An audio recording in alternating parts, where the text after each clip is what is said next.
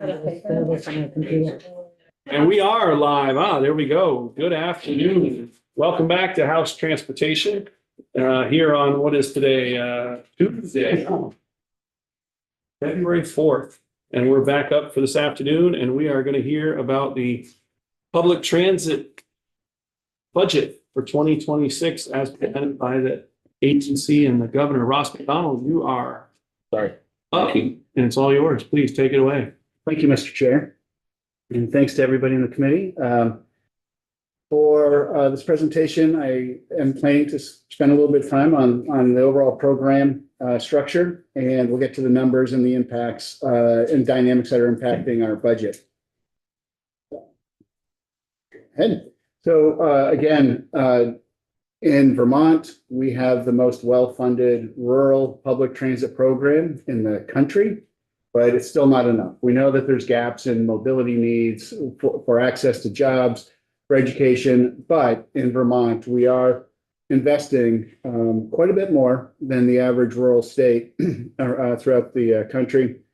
Our approximate $50 million annual budget is derived from primarily FHWA bridge and road money that is flexed over to the FTA system, of which that we are responsible for.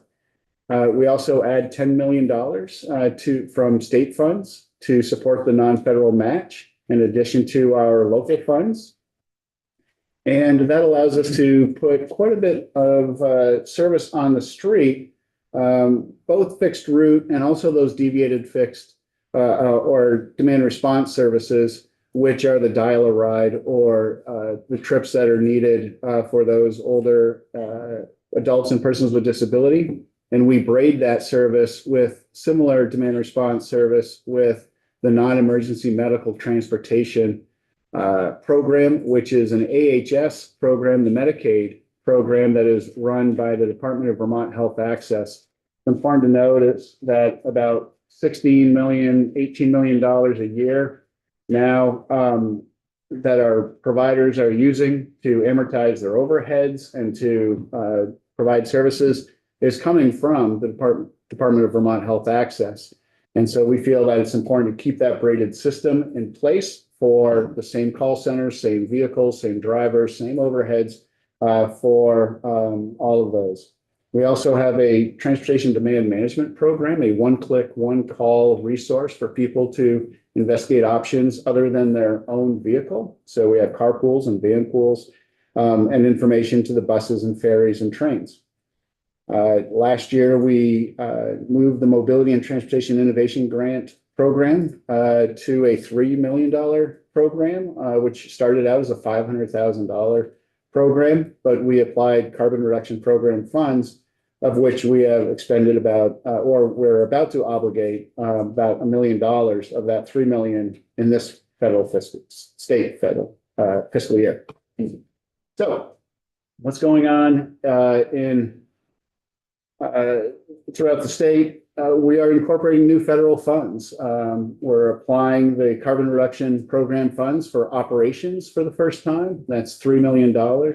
We already have funds at the FTA system for e-sprinters and the related charging equipment. We've obligated just over $1 million of those $2.9 million so far. And the Mobility and Transportation Innovation Grant Program. And again, we are working with our budget committee, determining how to proceed. But if everything goes according to plan, that will leave about $2 million remaining from that one-time $3 million grant program to FY26 and beyond. Microtransit, we continue to try to find out the best fit for that mode in a rural state like Vermont. We have 6 regions being served with this real-time on-demand service rather than a circulator running in a route. We are actively responding to the real-time demand through an app or phone calls to the services. And I've got some key performance indicators that we'll be sharing with the group in just a few minutes. We also have a transit app, and when we use the train or we fly, we expect to know where is our bus and when's it going to get us to where we want to go. We have about 13,000 individual users using the transit app every month. About 8,000 of those are in the Chittenden County area. And that is all powered through a general transit feed specification that Vermont was part of founding about 7 or 8 years ago, which is now a requirement for all rural systems to put your rural routes through that data set so that we can consume and see where these vehicles are. The electric vehicles continue throughout the state. We have the funding in place and are now have about between 17 and 20 on the road, with the rest either in procurement, waiting for delivery, or being incorporated into the operations. 65 e-buses for a total, and that's about 50% of our transit fleet. At this point, last year, we took a pause from buying new electric buses because we had a backlog of other federal funds to work through, waiting for the specifications for hours, range that would allow us to change or replace a internal combustion engine with a EV. And we're not there yet. And so we're going to bring these in, incorporate them throughout the state, and see what those impacts are before moving forward with additional electric vehicles. We hope to be through, have these 65 buses through the pipeline this time next year. Okay. Jim Casey, Hubbardton. Does an EV bus last all day? Depends. The large buses, the new Flyers in Chittenden County are lasting all day. What we're finding are the smaller vehicles. 65% of our fleet are cutaways or smaller e-sprinters. Those only have about 100-mile range. And we thought bringing in a handful of those to replace some ICE cutaways would be okay, because the schedulers and dispatchers, they could manage those vehicles. Not every vehicle needs to go over 100 miles a day. But when it's cold weather, those types of things, we've learned that we cannot rely on a fleet of electric buses at this time. It could be part of the mix, but it can't all be electric at this time. So we're also finding some issues that we didn't foresee in terms of charging and needing more redundancy with the charging infrastructure. That was a surprise.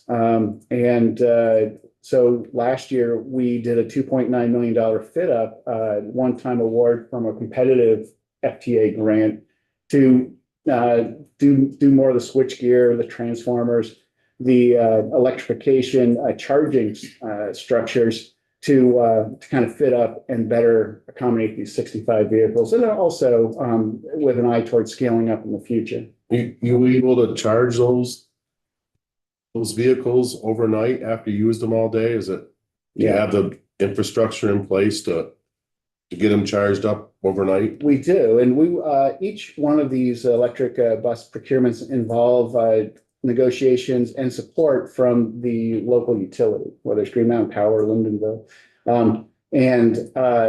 So we'll put those on timers to take advantage of the better rates in the evening. Those types of negotiations will receive financial non-federal match dollars for the purchase of these vehicles and equipment.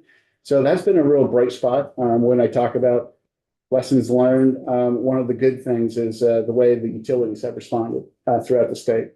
But we've got a long ways to go, and you're not going to hear too much about electric vehicles in the next year or two, just as we clear the books and see what the real impacts are and what those improvements look like. 5 years ago, we're in a much better position than we were then. Yeah. So the big thing about transit, where's the ridership? And I'm happy to say the ridership's largely returned, exceeded pre-COVID levels, but for the commuter trips. So about 5 million trips was where we were pre-COVID. We took that nosedive, and so far, other than those commuter routes, we've built back to pre-COVID levels. Commuter routes are still under where they used to be, and that's surprising no one with so many people working from home. Anticipation of changes made by back to work, recent federal issues, and is the state of Vermont is not on an official back to the office policy? It isn't official, no changes as of as of now.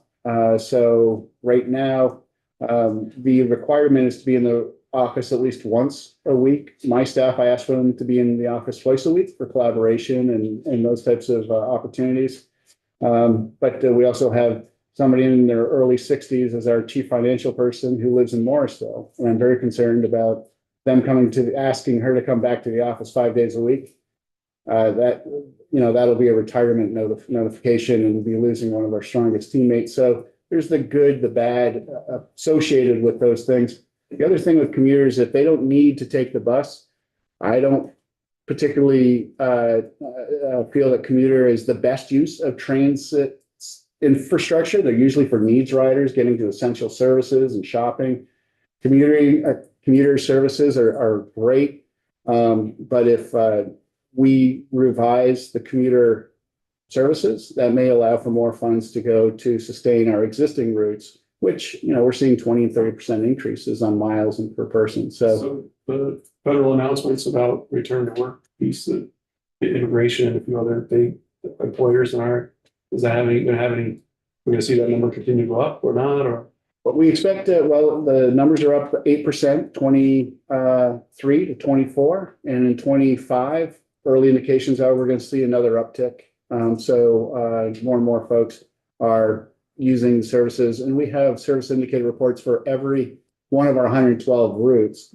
And that was something that was provided to the committee along with this presentation, which shows how each category is doing. And I have some of those slides here to share with you, because that really is the 10,000 foot most valuable information, we feel. Representative Pouch had a question. I was just gonna ask, your Go Vermont does commuter carpool sort of encouragement. Are those also dropping down use of carpools along with the commuter? They're not. We're over 20 for the first time since we incorporated a vanpool program. And so I think we have better outreach, and it's the cost of owning a car is more expensive. Folks like Jay Peak know we're probably not going to be able to afford a trip seasonally up there when their workers need to get there. And so they'll work with their housekeeping staff and say, okay, if housekeepers, if you are on this vanpool, we'll guarantee your hours are the same and that you're not off at 2 and you got to wait for 4. That type of HR assistance has really allowed us to share those case studies and gain more vanpools. But that is an option. And you'll see that it's one of the better investments we make in terms of per trip costs. Costs. Boy, when we look at where we are, while our cost per trip seems to be leveling off, the overall statewide operating costs continue to increase significantly. By and large, this is a reflection of our demand response service. This includes the Medicaid trips, 500, 600,000 trips between Medicaid and our O&D, or Older Persons and Disability Program. And we're now at that 50 million public transits, 18 million EMT, non-emergency medical transportation trips. But the per trip cost is leveling out. So you can imagine, while this agency and our providers have done pretty well with sustaining our rural routes, we are asking everyone to take a real close look at some efficiencies and take a look at some underperforming routes and making those changes, bending that cost curve down to get to that post-COVID, post-inflation number, so that we can then focus on what are we going to do with the urban financial cliff in 27, not so much in 26. We'll talk a little bit about that. Public transit data, this is just a side-by-side. Here's the transit ridership by category, and what are those operating costs? So urban makes up 47% of our ridership, and it costs about 20% of the overall budget of transit. You can imagine density and those types of things. Small town, 19% of ridership, taking 13% of the budget. Demand response is the one that I want to call your attention to. only 11% of the ridership, costing about 40% of the budget. This is why the volunteer program, our community driver programs are so important. We need to bend that cost curve down more so than the others. Commuter used to be about a 1-for-1, 9%, 11%, 11% cost. That's getting a little bit upside down as well as we have larger buses carrying fewer people. So here's the categories. And in the route performance report, you'll see graphs for urban, small town, demand response, all of these categories across the board. And the cost per trip ranges from that $50 demand response down to the tourism $6 a trip. Before COVID, that was about $24 for demand response. And to see those types of increases is alarming. And with our aging population, it's they're unsustainable. So folks like RCT in the Northeast Kingdom, SCDP, they're buying sedans and trying to hire folks at a lower CDL driver full rate and put them on the roads. That there's some options between a volunteer driver, 67.5 cents a mile, and $110 hour average transit rate. What can we do in the middle? We're asking our providers to consider that. We also have a new scheduling dispatch software we expect for more coordination and interregional trips, get more panties in those seats. Yeah, thanks. What part of this might be, us doing a better job and reaching out to people in very rural areas that say, hey, even though you're 25, 30 miles, 40 miles away, you can get this ride. So I just wonder if part of that is, more outreach and helping more people, even though it's costing, I guess. Yeah, the overall trips haven't increased 100% like the costs have. It really is, we had 300 volunteer drivers and we're down to about 160. That's the big kicker. And then as we're doing that, we're seeing the escalation of those professional drivers, the maintenance costs, all those overheads. So I'm afraid, I wished it were that, and that would be lowering the cost per trip if we could get more people, in those types of trips instead of one-on-ones, getting 2 or 3 people in those vehicles. Can we work with doctors' offices to say, hey, if they're going to need public transit, can you schedule them on Tuesdays and Thursdays so that we can bundle some folks and plus up? I used to be the Go Vermont guy, and we'd have these types of discussions. And the response was, our doctor's office isn't a transportation demand management office. We just got to fill these in when we can. We're sorry. And so we're going to have to consider additional ways to see if we can't bundle these trips more effectively. So you can see the vans. Oh, sorry. Just to clarify on when we're looking at the cost per trip, like the demand response trips, are you saying that there are paid drivers and there are volunteer drivers who contribute to those trips? Yes, and it's a little bit all over the board where we have some providers where 75% of their demand response dial-a-ride trips will be provided with a volunteer.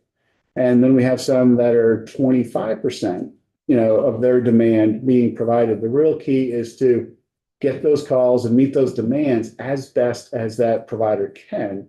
And that's why those folks who do a better job with the volunteer program generally see a lower cost per trip.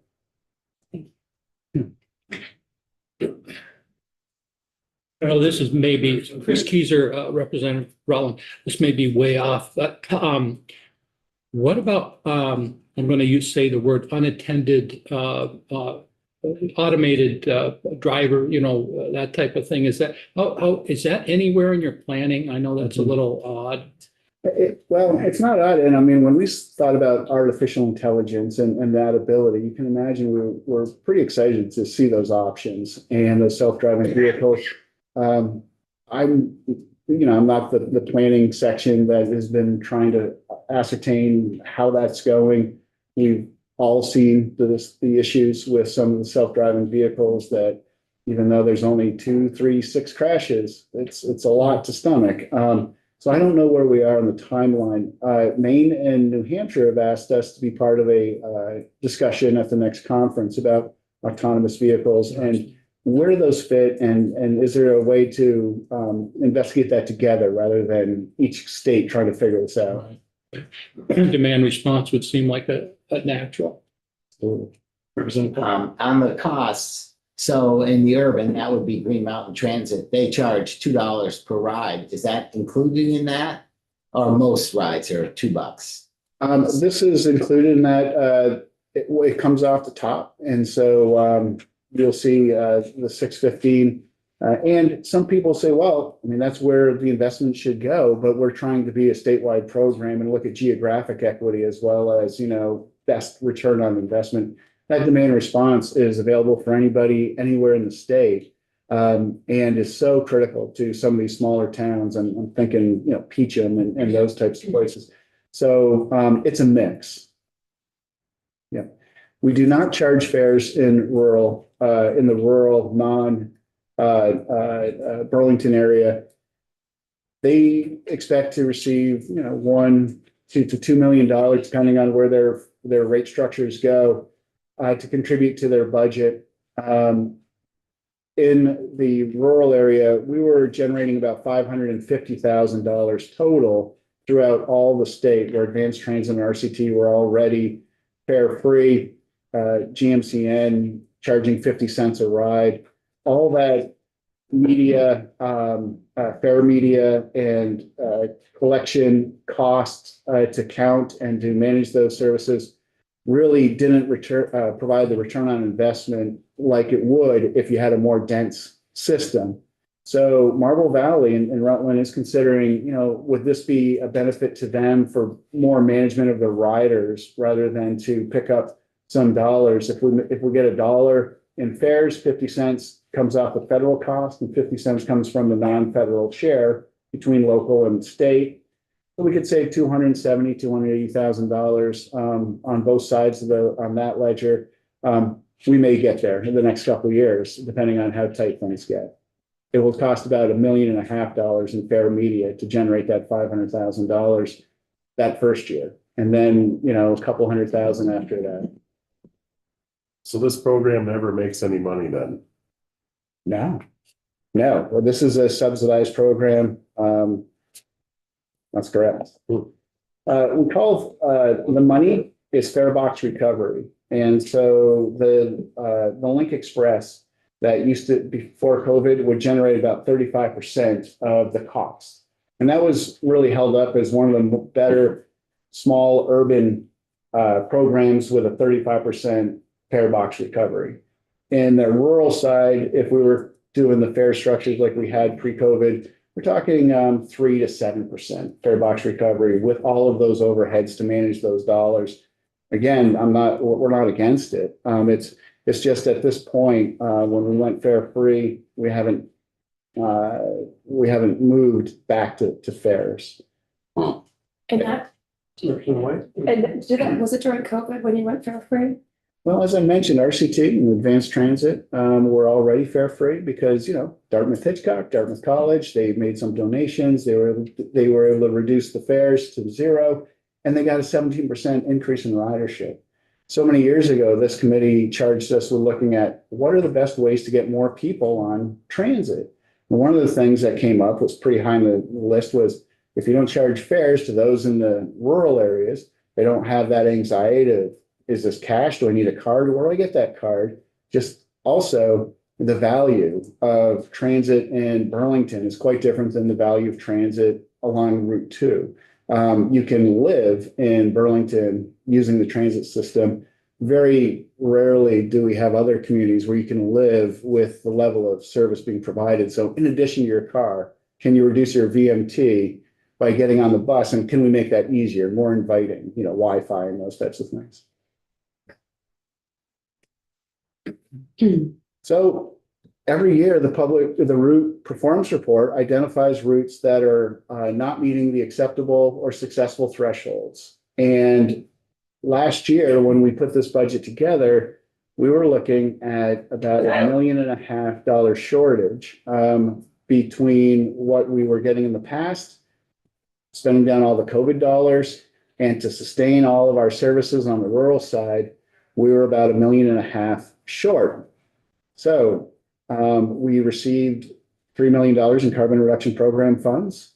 While we bring that in to close that gap, we are working with our providers to address these underperforming services and reduce hours, combine with other routes, or outright canceling services. And this is an example of things not really happening in a vacuum. We've already seen the Jefferson commuter be canceled. The first route, the Brown route, that's already been combined with a successful route, and together those are meeting the thresholds that are outlined in the route performance report. So we'll continue to work with our providers and to see what we can do. The GMT Valley Floor Shuttle, that's 5 years underperforming. We know what that's for. And we also know that one of my coworkers, my staff, used to manage the seasonal service for GMT. And he used to drive it before. And he said, boy, in the morning and afternoon, you get a pretty full bus. And then you kind of be around, with only a few trips throughout the rest of the day. Is that a commuter route? And that, you reduce the hours, you still have that important service in those connections, but maybe not so many hours. That's the type of stuff. If you remember Steve Fabel's presentation about the rural study, he said, well, GMT was in this area of expansion, for 15 years. And for the last 4 or 5 years, it's been kind of this era of contraction. I think what we're trying to do is address, kind of an era of right sizing. We don't want to make service adjustments and reductions on performing services. We want to make adjustments on underperforming services and let the metrics tell us where to make the changes, and not the budget realities that we would be facing otherwise. So as we're bringing in more money to sustain services and adjusting these down, can we bring this in for a soft landing so we're not looking at a financial cliff in 2 years or so, of which people will warn us about? Microtransit gets a lot of attention. It is more convenient than waiting an hour for a bus to get to, hopefully, where we think you want to go. But overall, it's the second highest cost per trip. And we are doing everything from Brattleboro weekend evening service to Morrisville and Newport, where there's just one circulator, changing that over to microtransit. And Middlebury was coming online, where they kept one of their routes and then did an overlay of demand response over that. So we keep trying to come up with different scenarios to see where this works best. And early results indicate that if we have a well-performing fixed route service, that it is not economically advantageous and really not that much better service to move to microtransit. So Montpelier comes to mind, and Middlebury, we'll see where this goes. But where we had one vehicle in hour-long headways, if we can provide a microtransit service there, survey results, cost, those things seem to be maybe the best use so far. We thought the evenings in Brattleboro would be really successful. And we thought, hey, maybe that's something that the urban folks would look at in Barrie or in Burlington. But, at this point, they're only providing the 19 average rides per day. I'm sorry, that was 9 earlier. But so we're still trying to figure out where this goes. Many of these receive their non-federal match through a one-time state fund appropriation to this program from about 4 years ago, $500,000 to support microtransit. We put these on, said, okay, there's the 80% federal, here's the state funds to get these up and running. We're out of those dollars. And so we're now asking our providers to find other dollars to come up with that delta. And we'll see what we can do with our regular budget. Representative Pouch and then Representative Burke. My understanding when we had a couple of these, organizations in, that some of them were charging. Some people were being charged. No? I thought there was, no. It's, you can get on and, no, zero. Not zero, and it's, I know that some folk, as I'd mentioned, Rutland's considering fares. Montpelier was curious, but with the dynamics in place, no real time to, be investing in that approach at this point. Okay, thanks. Yeah, these are free to the riders. So, Representative Burke. I'm Yeah, sorry. I just wondered how the My Ride service is going, and are we coming to the end of the 2-year pilot, or is it extended, or what's We're- happening? Yeah, as generally speaking, when pilots are successful, we try to sustain those. And so these are, we're talking with our providers now saying, okay, your 3-year pilot period is over for you folks. Middlebury still has a 1.5 years, those types of things. What's the outcome? What are the plans? Can you come up with more local funding to support and sustain those services? Do we need to revert to fixed route services that we had before the pilot? And so we'll have those conversations with all the providers, and this will adjust accordingly. We'll try to accommodate, the providers' plans and expectations as best we can.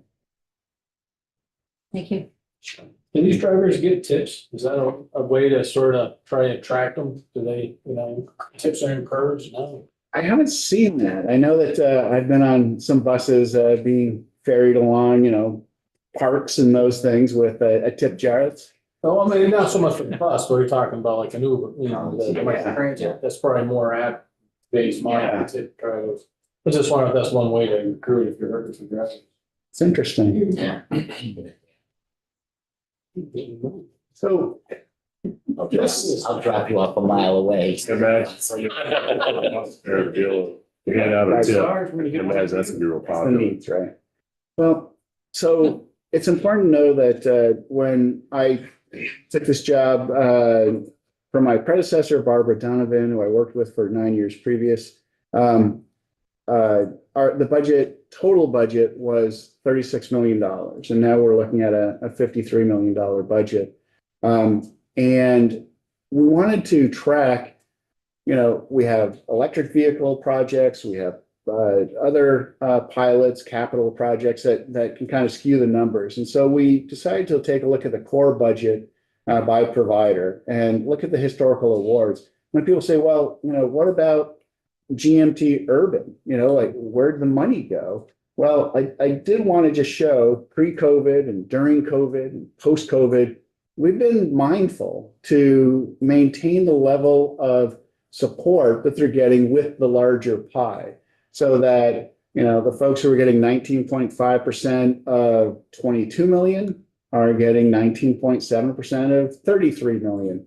Again, just that assurance. We do not want to leave anybody on the side of the road, because we've decided that this provider's issues are bigger than the others. So this is throughout the state. Top is our federal funds, and then the state funds that are used to support operations, preventive maintenance, admin, and the O&D program. That's really the core of what we're doing. And this is how we have been disseminating the dollars throughout the state. It's more consistent than not. And it's just my assurance to this committee that everyone is being treated fairly over these last 7-8 years. Consistently. That's probably better. But the challenges to the program, you're hearing this, I'm sure, from other programs, the costs are increasing, and we need to sustain our existing services to the extent possible. The worst thing we can do is start a service, people rely on it, and then pull it when we lose the funding. It's just never a pleasant experience for anyone. Our volunteer drivers haven't returned, and we're not sure if they are going to return after a few years. We're very concerned about what's happened here. And And as a result, we've rebranded this the community driver pilot, saying if you want to be a volunteer, if you want an hourly wage, if you can use one of a provider's sedans or your own sedans, we're open to any and all of those ways to build capacity underneath that full allocated transit rate. Aging population is increasing, the demand response trips. Medicaid's down a little bit. Demand responses, our O&D programs up a little bit. But we expect that to continue to grow. And then wherever we go in the state, as I mentioned, we are continually hearing, we need more transit, we need more services, we need more access to healthcare. What about daycare? What about training? We did some pilots in CCV and ourselves. They do some online training that requires 2 or 3 weekends of access on hands-on training. We provided those trips with them and through our providers.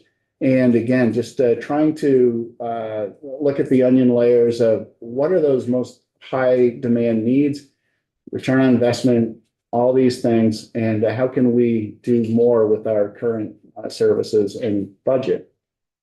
But the system has been rebuilt since COVID, and the program now, or the program goal now, is to sustain services and to not grow outside of demand response. We have grown our services over the last 10, 12 years. And now it's that right sizing that I talk about. The rural provider region adjustment can save us money, can improve services, but it requires careful planning and implementation. As a result, this week we're putting out a scope to our retainer contracts. We have 5 retainer contractors to produce a coordinated implementation plan for RCT, for GMT, for TVT and VTrans. And we have to-do lists and MOUs from our other exercises where we've gone from 13 to 7 to go from 7 to 6. It'll require many of those same steps. We just want to provide some level of assurance, confidence, and a way forward. In the past, we didn't have this amount of time. There's some crisis forcing the consolidation. Here we have an opportunity to take a step back and to do it right and not put undue pressure on the system and the staff. Remember? Yeah, Ross, I mean, I know in certain areas, like I know Mount Snow pays a lot of the money to SUBT, but how successful have in general, transit agencies been in getting businesses, especially employers, to pay up? Are they willing to, are they, maybe more generous than others? What's the situation there? Is there opportunity for more?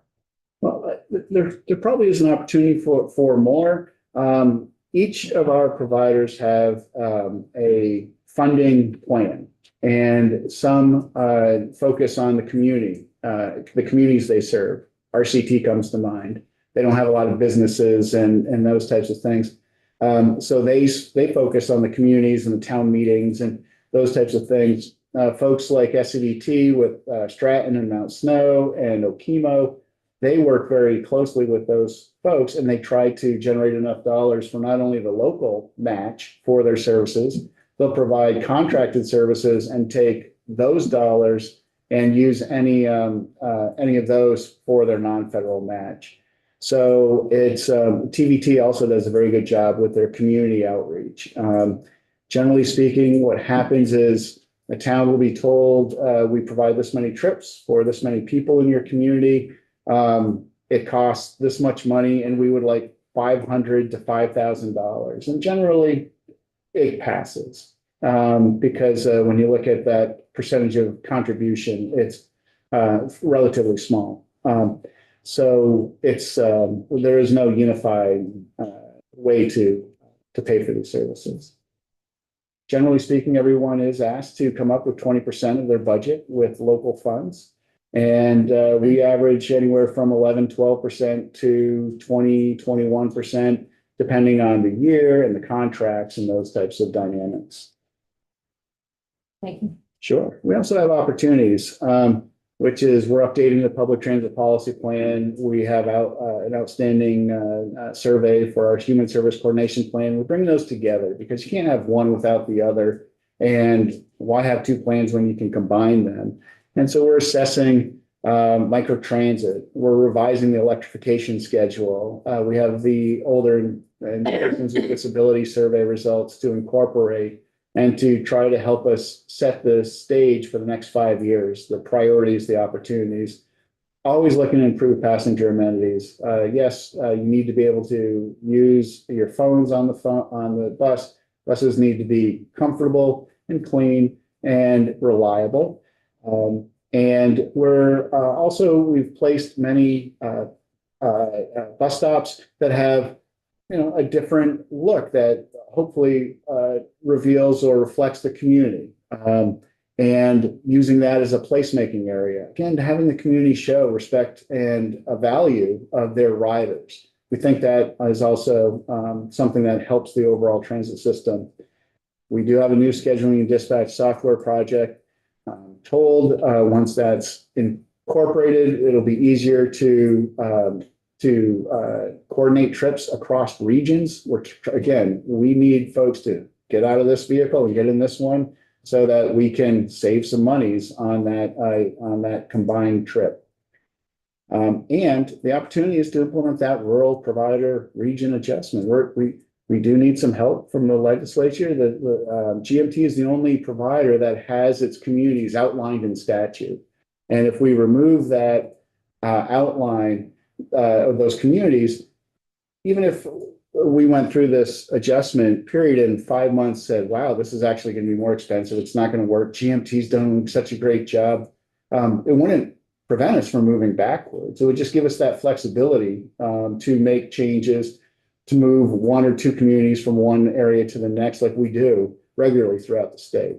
So the suggested language is in the rural study. And that would allow us to move forward with that adjustment. And then that big one, working with the providers to cut hours and services that are not meeting the adjustments, to look at other ways to save monies, and to continue to work with our budget to come up with ways like $3 million in carbon reduction program funds to stem any budget gaps. Almost done. In fact, Ross, I have a question about all these rural providers. Are they have any, is there any limitation on their use of those vehicles when they're not on a particular route? Or can they use them and contract them, as you mentioned, with these other companies or resorts or private events, et cetera? Are they allowed to maximize the use of that, or is it limited by, in other words, only when running routes and whatnot? Yeah, it is limited. It's not impossible. There are charter rules. And so to protect the private charter companies, if there's an opportunity, the transit provider needs to let the other charter companies in their area aware of that there's this opportunity. And if nobody wants to do that, then they can take on that business. There's also opportunities, let's say, like our school access type of trips where they can get money from a supervisory union and incorporate the school into their schedule and say, okay, so rather than getting a school bus coming up and down Route 100 in Dover to Wilmington, it's now going to be part of the Route 100 route, and they can get $60,000 from their provider. Those other contracts, let's say Mount Snow, they use vehicles that are not funded by FTA in some respects, if it's going to be just for non-public transit services. Generally, what they would try to do is incorporate public transit and not be exclusive, but say, hey, we're now have this service and we're picking up at these condominiums and we run through 100 and it's open to the public. And that would qualify under our tourism category. So another example would be RCT. They do community contracts that generate some dollars using sedans and other vehicles, as well as FTA vehicles that qualify under the demand response services. So it's not easy and not very common to see a large percentage of the revenues coming from non-FTA services. Thank you. Sure. So next slide is going to be the budget, but we're incorporating those $3 million in carbon reduction program funds for FY 26. That allows us to reduce the congestion mitigation and air quality funds, which are used by rail and transit, by $1 million in FY 26. To sustain all rural services. It also reduces FHWA, CMAQ and the STBG flex by just $145,000. It also may, and we'll see what the applications come in March and April. I'm hoping it allows us for some dollars to additional dollars to go to GMT Urban to further reduce their right now projected $1.2 million gap. I don't think we're going to have 1.2, but something to prevent $1.2 million in cuts. And we'll be working with their budget committees and through the application process to see where we can, what role we can play to minimize that funding gap that they're looking at now, as we do every year. Every year we have a budget and a plan, and then we have reality. And we'll see in a little bit about how we've come off the budget just a little bit. But the local funds are listed for public transit. We do see additional local funds. Last year, about $6 or $7 million of local funds were also contributing to the budget that you see here. So just to take a few moments to run through this. The category along the left, planning and CMAQ routes. The program administration costs, $750,000 in federal funds, $157,000 in state funds. Working our way down the operations, that admin, maintenance, operations, O&D, that's our core budget, where the rubber really hits the ground and those trips are provided. We move down to Recovery and Job Access Program. That transfer outlined is AHS, Department of Health, providing us with $100,000 to split the non-federal match for those people who are in recovery and need services. We're seeking a job, and we will use the demand response and get them to a job for a week or maybe two while they fix their car. They get a carpool, they can buy a car, those things. But we did want to work together on our shared clients to provide those types of services. And this is our 4th year with an MOU in place. And then it goes down to the cap of the Go Vermont program. We're working away from left to right. You can see the state funds. FTA formula, 4 rows in, you can see $10.5 million. If this was most rural states, our budget would be about $10.5 million. Very few will flex the amount of FHWA funds that we get. And you can see down below and a couple columns over, we're flexing $20.7 million from FHWA.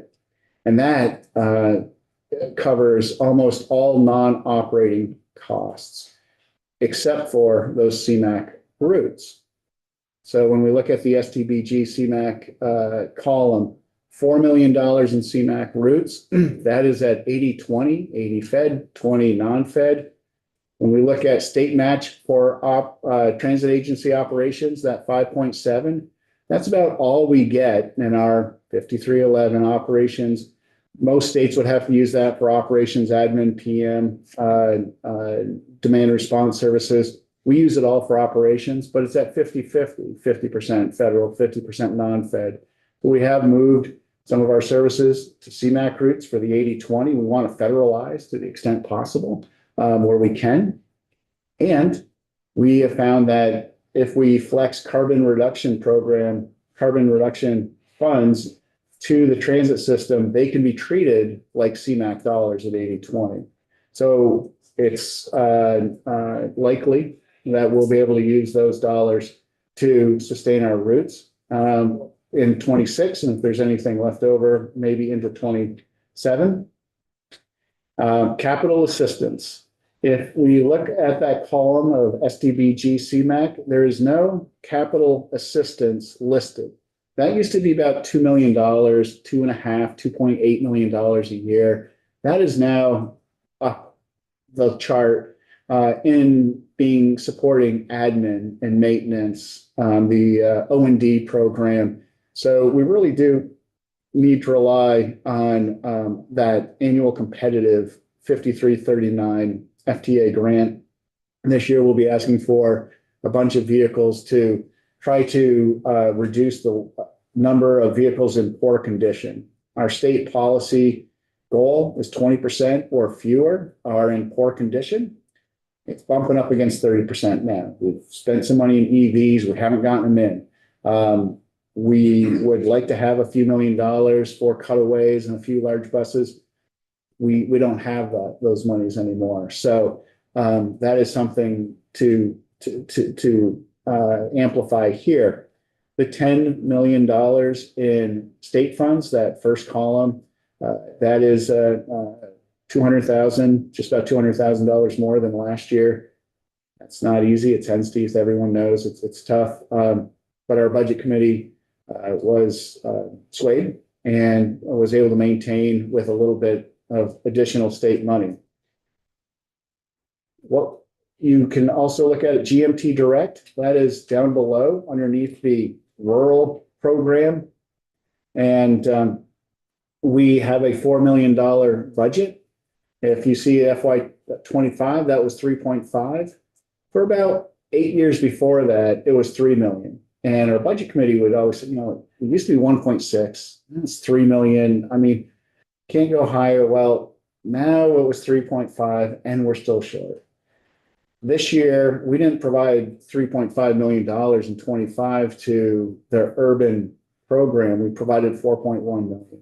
And we understand that when we get the applications, our role is to really look at the routes and to fund the ones that are making that are acceptable, including urban and rural.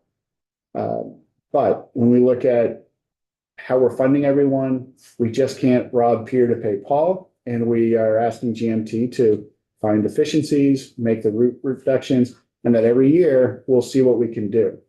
If they have in their budget, well, you gave us 4.1 million last year. Your budget shows 4. If we use 4.1 and we're 1.2 short, it's going to be up to us to see if we can't sustain all the routes and get everybody in a sustainable position. And then any leftover would then go to urban to try to close that budget gap as best we can, understanding in 27, they have another large cliff that they're looking at. We only operate 1 year at a time. And we'll be back at the budget committee next year. I'm hoping that I can show some efficiencies and some route reductions on the rural side that we'll be able to demonstrate what GMT Urban has been able to do in their route reductions. And that would show this post-COVID, post-inflation number and see what we can do in 27. But we got to get through 25 and 26 first.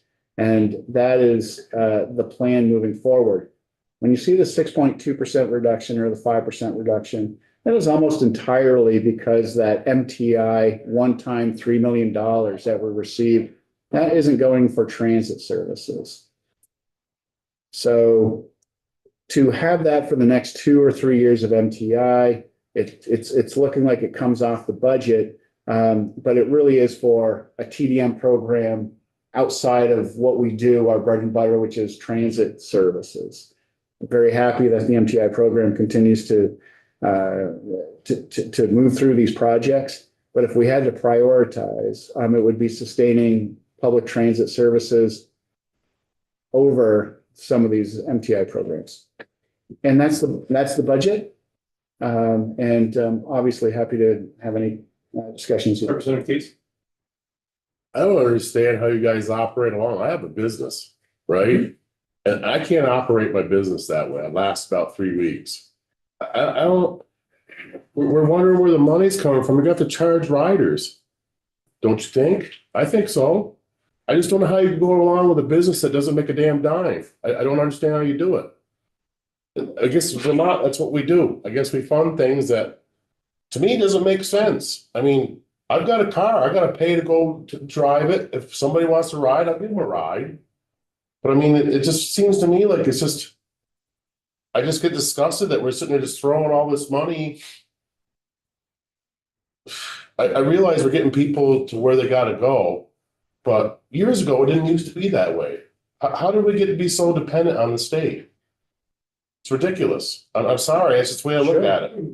Well, Like, it's crazy. sure, and we hear that in transit quite a bit. The roads and bridges costs taxpayer monies, and it gets your car to where you want to I'm go. talking about the buses, though. I'm talking about the buses. They don't make any money. Well, I so think we should start making them make money. sure. When we look at who's on those buses and what they're doing, we have, the studies that show that people who are getting to and from essential services and getting the healthcare or doing their shopping or getting to their job, that there's a return on that investment. 5 million trips to get people to where they're going. If they're not able to get there, what are those costs? I don't know for a one-for-one, but this is a type of service that does have studies that show that the return on this investment is an economic generator. There's no Just like money our roads. charged at all, right? So you're saying, you just got done saying 5 million riders. Say you charge $2 on each one. That's $10 million more in your budget. Mhm. So, Is $2 a lot to ask for? I don't think so. right, as you mentioned, those folks who are on those buses, may not have dollars to tip the driver. And when we look at $2 a ride, half of the trips that are being conducted are fare related, the urban system. So there's the $2 per trip. And then there's, well, if you're over 60, you pay $1 a trip, and those types of fare structures that, try to be responsive to those who, can't afford those types of dollars. But if we went back to fares, like you're suggesting, before COVID, we were generating about $570,000. And that would, so you're saying, well, go generate $10 million. Well, I just only went off of your numbers. I'm not in the loop, so to Yeah. speak. I'm only going off of what Yeah. you said. Which is $570,000 if we charge fares like we did before COVID. If we do post-COVID and say, okay, we want not only it'd be 2 million or 2.5 million trips at $2 because we're already getting 2 million trips paying the $2 a trip, then we would be able to save half of that from our federal dollars, which we receive, and then half from our local, right? But our local funds and our local businesses are contributing $6-7 million because they see the value in transit. I'm not sure. I mean, I don't pay to, take my carpool, and those types of things. But not everybody has that option. But yeah, tourism, it could be a problem. It's that Tuesday at 4 o'clock piece that we are always get up and leave right at this part. I do comment to that part that part of the reason you're on the committee, as is everybody else, to echo their pieces, the society has chosen so far to subsidize public transportation, but whether it ever is going to make money is obviously the same as how we subsidize rail, air, and everything else. And I'm always saying, I shouldn't say that, but as far as the conversation goes, I'm sorry, Phil, this one is all yours from here. I'm back in 10 minutes or 15 minutes. Every Tuesday at 4. Sorry, Ross. Yeah, I see, you talked about level funding, whether you, no matter what you have in the pot. GMT, for instance, get the same percentage. I see the RCT up in my area drop from 9.6 to 8.3, 22 to 23. Was there any reason? Did they cut lines? Did they reduce staff? What was their drop for? Yeah, and so after COVID, we had invested in the Littleton route from St. Johnsbury. It just never had the ridership, and it wasn't coming back, and it was never there before COVID. So after COVID, we went to RCT and said, just like those underperforming routes, that one was on this list. And we're like, RCT, can you make those changes? So they adjusted their services. They did get a little bit more efficient in some areas as well. They've got a They cut the really, route and then that route is no longer in place today either. absolutely. We've cut routes since COVID across the board. What made sense pre-COVID didn't make sense and throughout the state, primarily commuter services. So not only did we make some of those cuts, but the GMT urban folks, they were still trying to see like, hey, can we still make this work? Meanwhile, on the rural side, we were asking our providers to use these route performance report metrics and make those cuts. So, we're not in such a upside down position as GMT urban, but so yeah, we've been making cuts throughout, and that's part of why we're not at that 5 million anymore, even though we only had 42 rides a week going to Littleton. It's still 42 rides times 52. Yeah, it's not bad enough. But it's not many, and we need to look at every one of those charts will show all of the small town, all the commuter routes, and you can see some outliers. And and on those outliers, we're really trying to make those adjustments now so that we can make budget and not have to cut because of budget issues, but because of the metrics, and then all of a sudden the budget works better. How many routes are you cutting for GMT? Well, we don't cut any routes. We make suggestions and recommendations and those things. But GMT Urban, the Williston Essex, that is now being considered on, how's that? Can we combine it with another one? Is it a different service? The RCT Crown Connection, that was the Burke bus for Kingdom Express. And it was a bus with a bike rack on the back. The community wanted it. We tested it. There's not a lot of ridership. So that's going to go away as well. These are really tough discussions, but they're ones that we're having right now. We're expecting to make several changes this year, again, to reduce the costs so that in a year or two's time, we're not looking at $1 million shortfall. Thank you. Thanks. So just to clarify on you had the table 2 with underperforming services and you just mentioned a couple of those lines. Are those all lines that you're recommending? They're up here. Sure. Cutting or? Let's go through them really quick.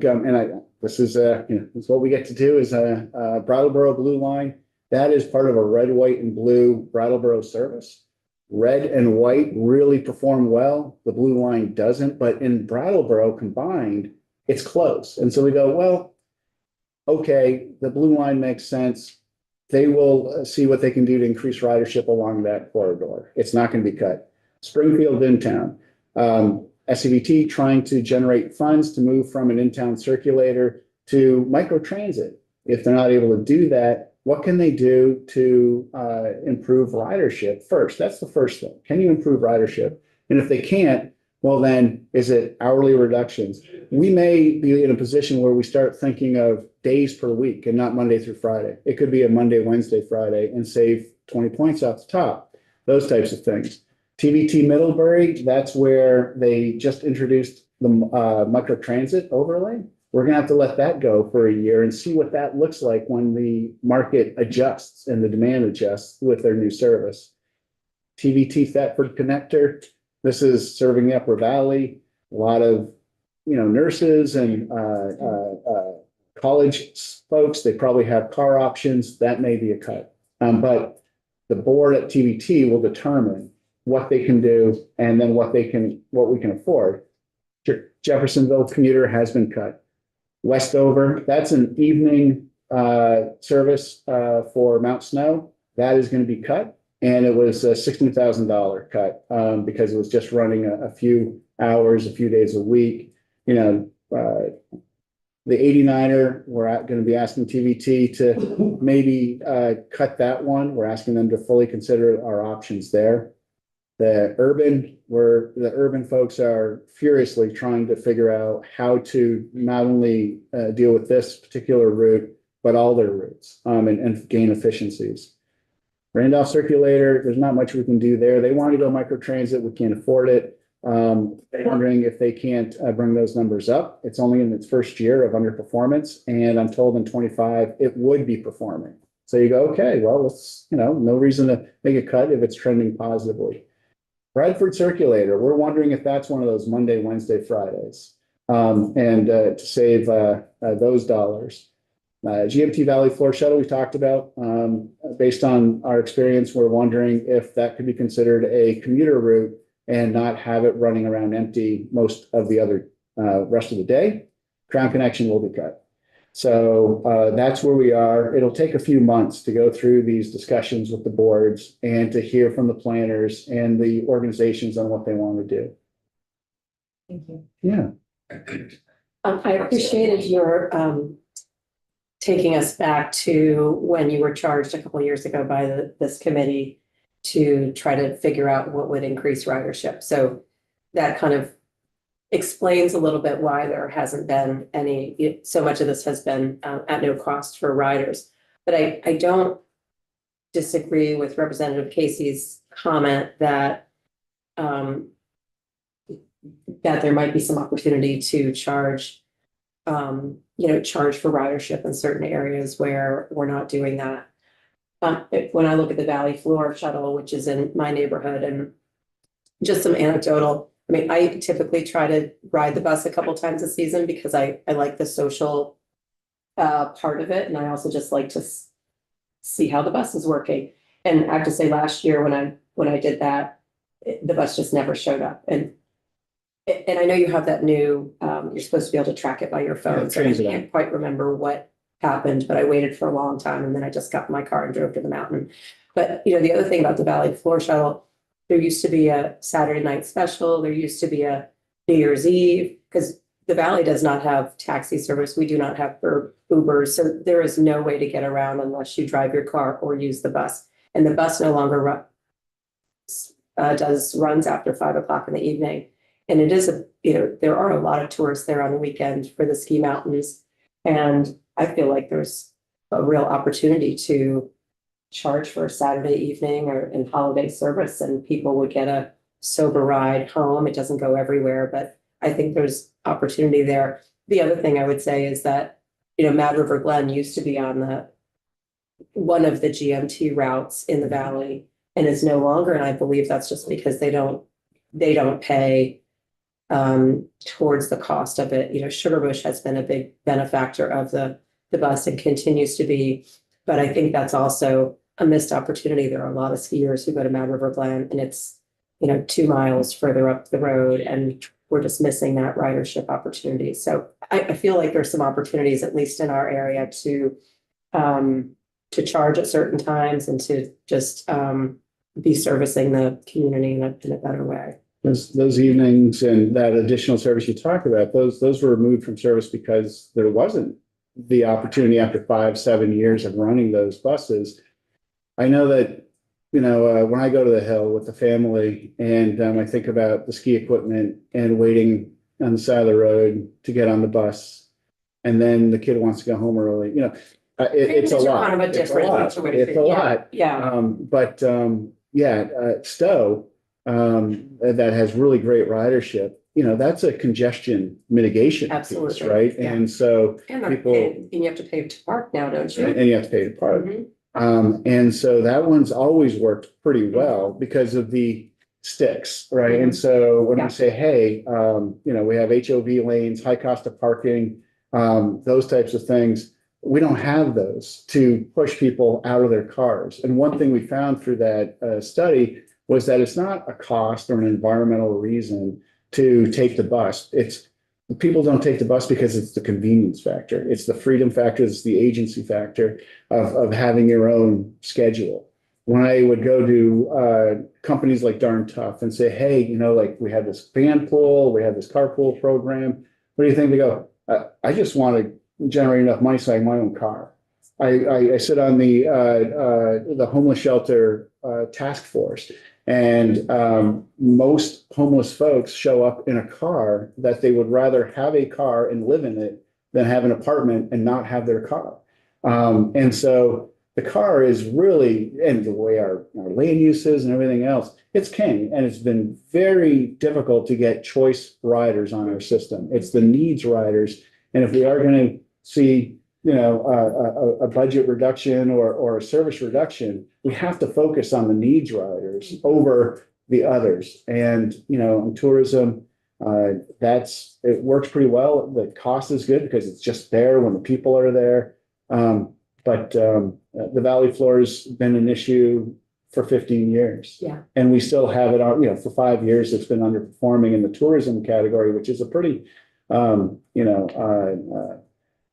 universal category from Killington and Stratton and all these other places. So I'm curious to see what GMT would like to do. I'm curious to see what TVT would do if they were to take on Washington County and that type of service. You know, maybe they have a better plan. Yeah, I also feel like there's a communication opportunity there, just to get the message out more to the public.